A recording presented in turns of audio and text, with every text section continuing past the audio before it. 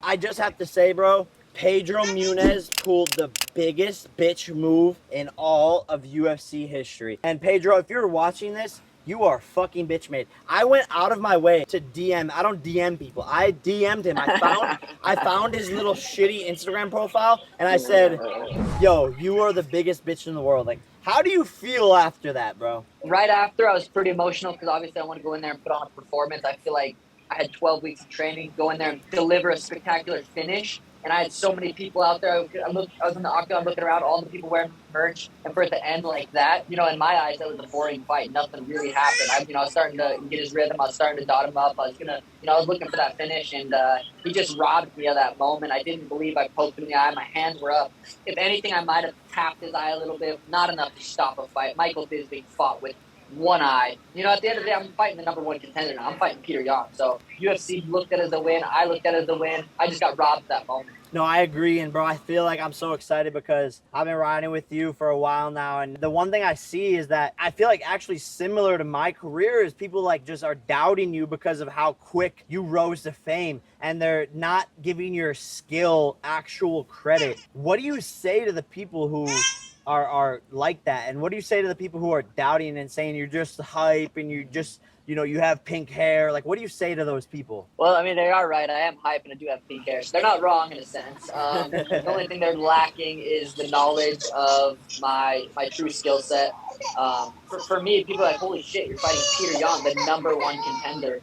And for me, it's like I've been training for 11 years. I've been training for this fight. Like, I've wanted to fight Peter for a couple of years. I believed in my skill set was ready to go for a couple of years. UFC just really wasn't offering me those top level guys, which I was fine with at the moment because I wasn't getting paid to fight a top level guy. I was getting paid to fight the guys I was fighting. I was fine with that because in my mind, if I'm as good as I say I am, I should be able to go out there and deliver the knockouts that I was delivering against the competition. So, at the end of the day, everything, my career has played out perfect and it's exciting. It's the first time I'm an underdog. So for me to go in and fight Peter Yan, it's kind of exciting. I guess it really doesn't matter for me. I'm going to perform either way.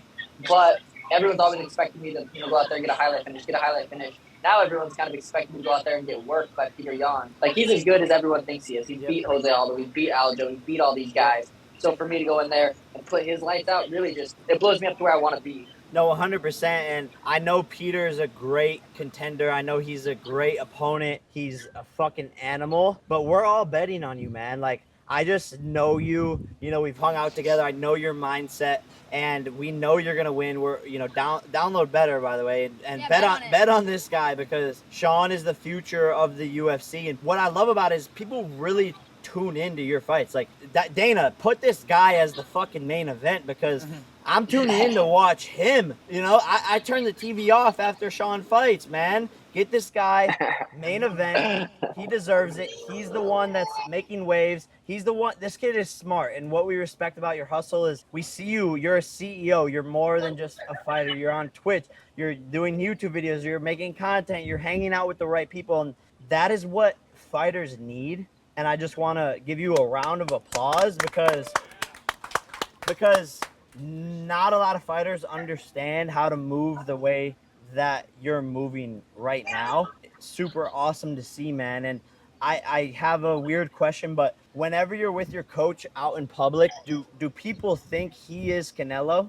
Not so much in public. Every once in a while there'll be some random people, but on Instagram, everyone thinks he's Canelo. It's hilarious. But in public, I'd say once if we go to Miami or we go to LA or we go anywhere, at least one person will ask him if it's Canelo. And do you guys run with it? Is he like, yeah, man, no problem, I'll take a picture with you? Does he go with it that he's Canelo, or is he like, no, fuck off? Sometimes me and the boys will chirp him a little bit and say, no, that's Canelo, and maybe take a picture with someone or something a little bit. Julia has some questions about your relationship because everyone loves Perfect to talk timing. about it. There she is. There she is.